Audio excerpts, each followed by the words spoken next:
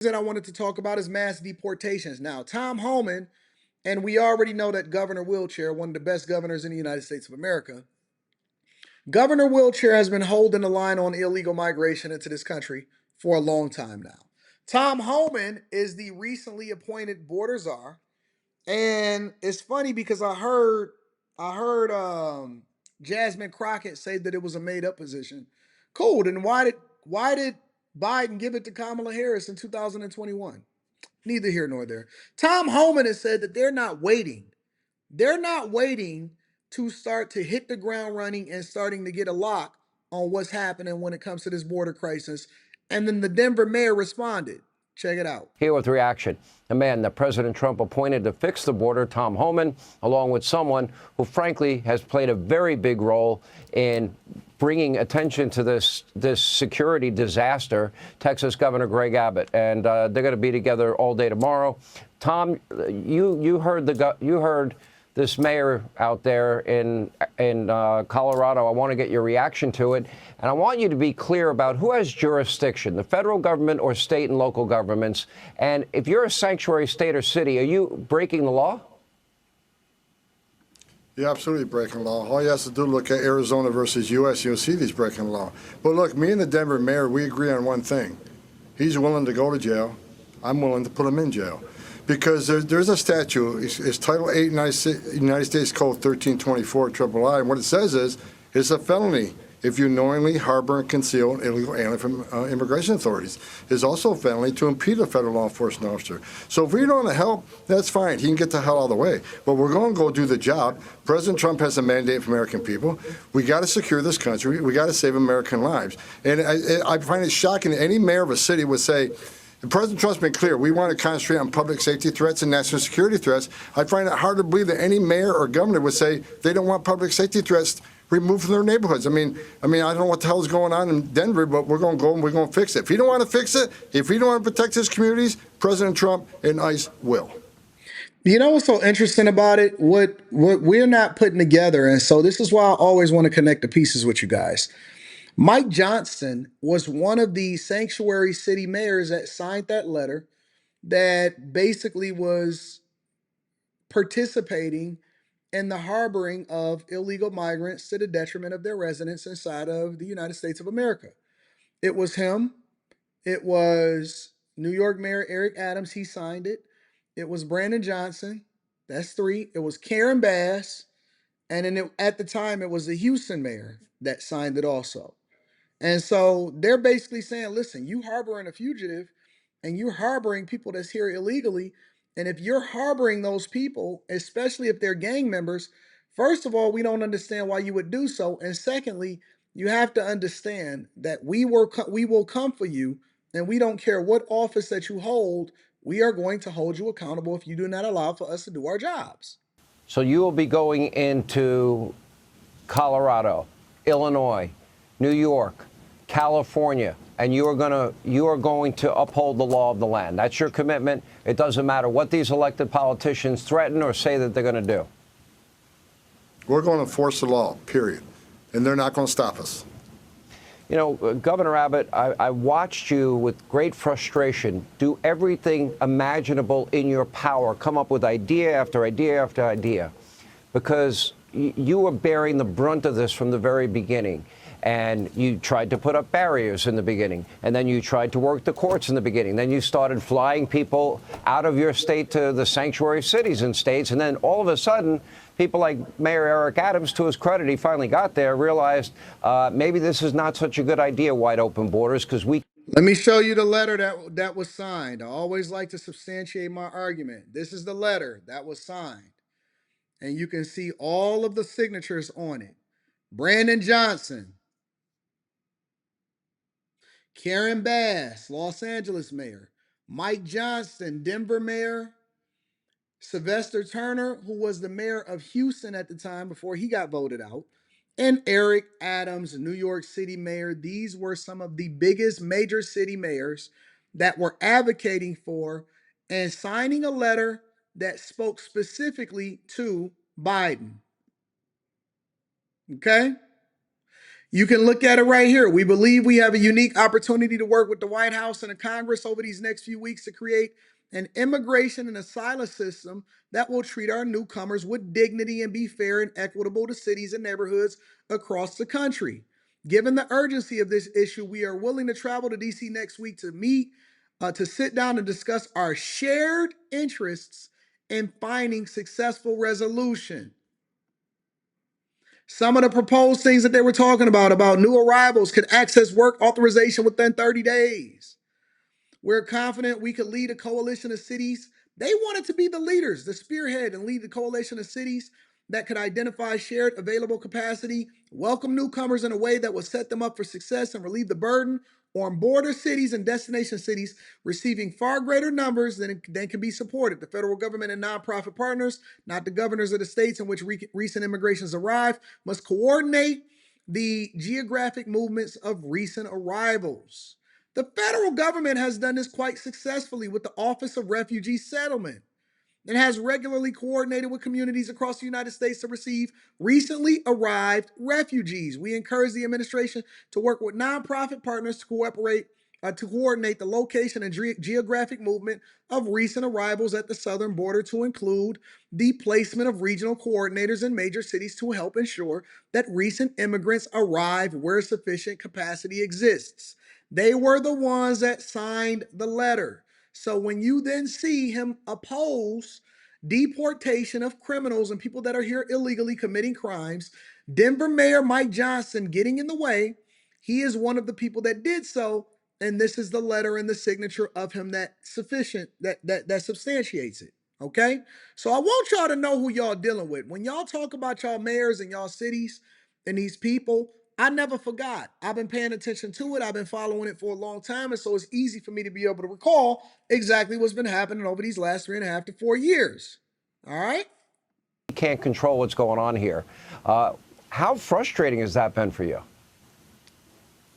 Well, listen, it's very frustrating when we have a country and a president and an administration that are fighting back against the law, inviting all this illegal immigration into our country, bringing those people in who are committing those rapes, those murders, and crushing families across the entire country. So I'm thankful that we finally have a president, President Trump, who's going to enforce the laws of the United States of America.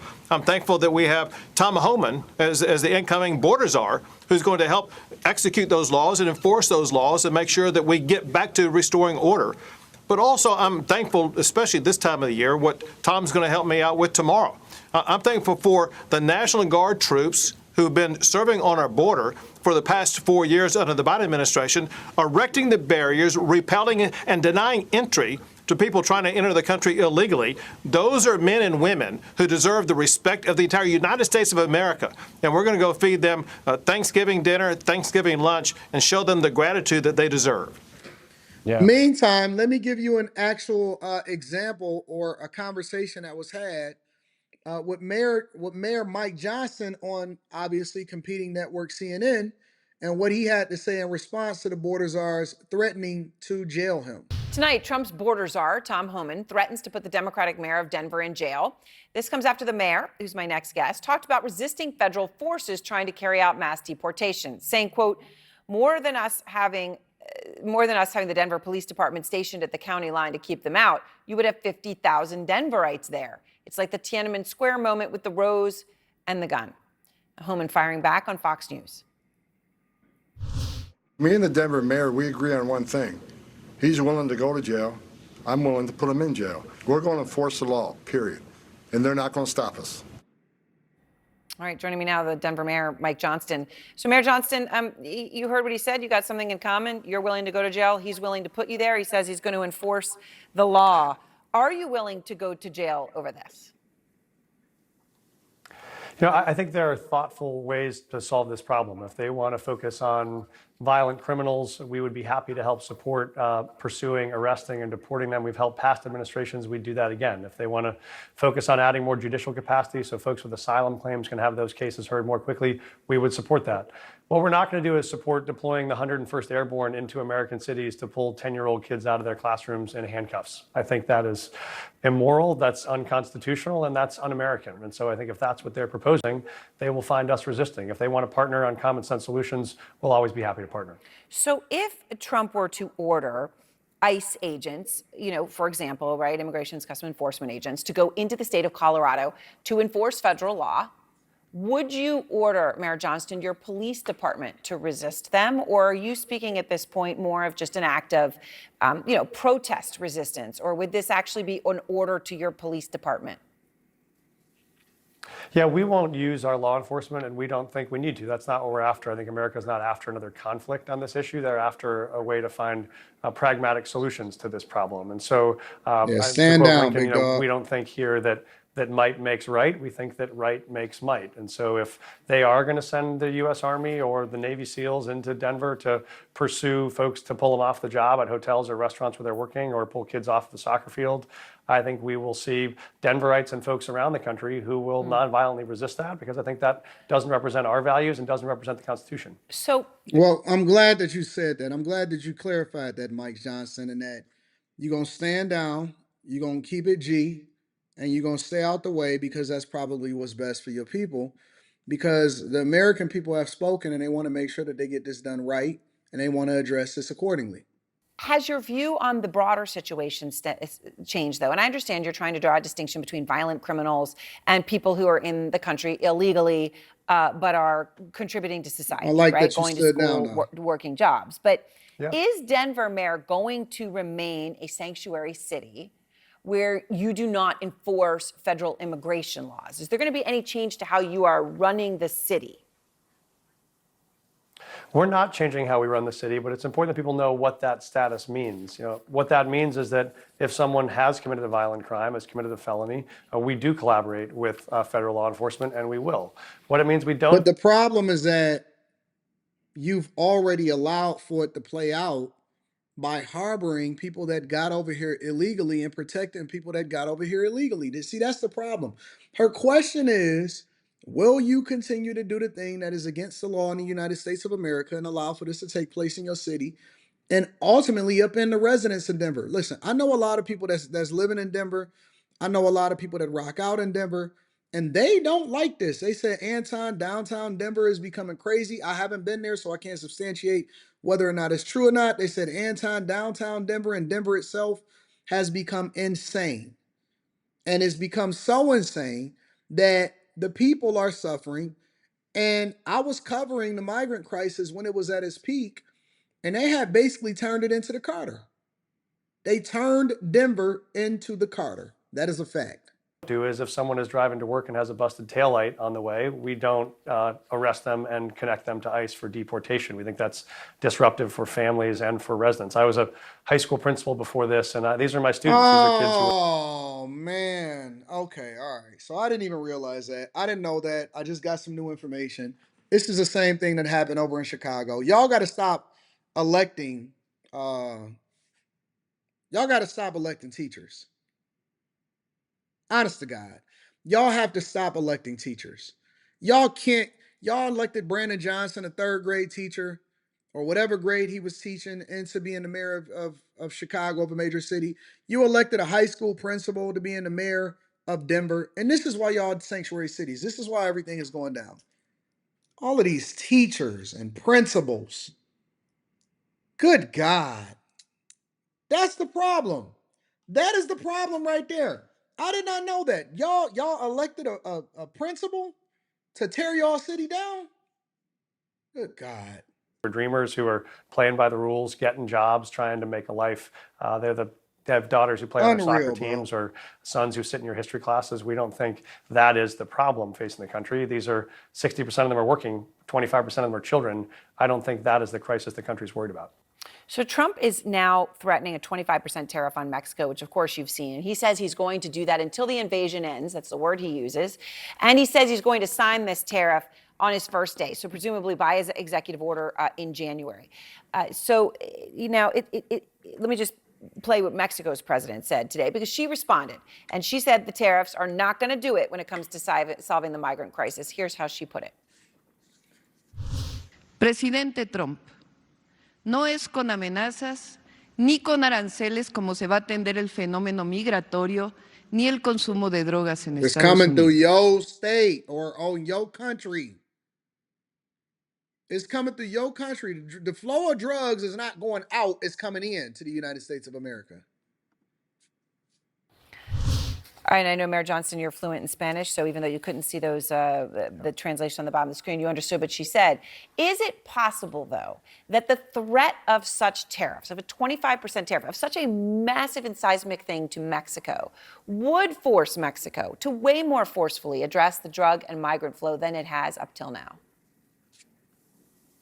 I don't think that's going to solve the problem any more than no Denver business is asking me to pull folks off the job as a way to solve their economic crisis. We have open jobs we're trying to fill. We have more business we're trying to do, more imports and exports we want. That would hurt, I think, American farmers and ranchers, and it would hurt American retailers. And so I don't think that is the solution. I think there is a way to work collaboratively with Mexico and other countries in Central and South America to try to solve this problem. And that's what we're looking for. What are pragmatic ways to help people get to work that want to work, help employers hire them if they want to hire them, and help folks get a fair hearing in court and let the courts decide if they get asylum or not. That's all. Nope, you're not going to come over to this country illegally and try to turn it legal. The American people have spoken, and we don't need a high school principal to tell us what to do anymore. We done with that.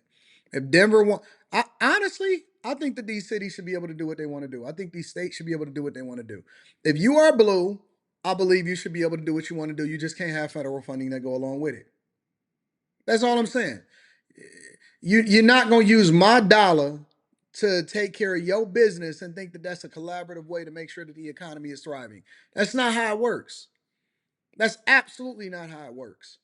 That's why I pay for everything in my household. That's why I pay for everything in my relationship. That's why I pay for everything in my marriage, because at the end of the day, this is not a partnership. This is not a partnership. I am the husband, and ultimately I am the final decision maker, but I'm going to give you responsibilities and the ability to make certain decisions under my covering. But if you don't want this, then you gotta go. But this is my dollar. You don't get federal funding to continue to do what you want to do when you want to do it.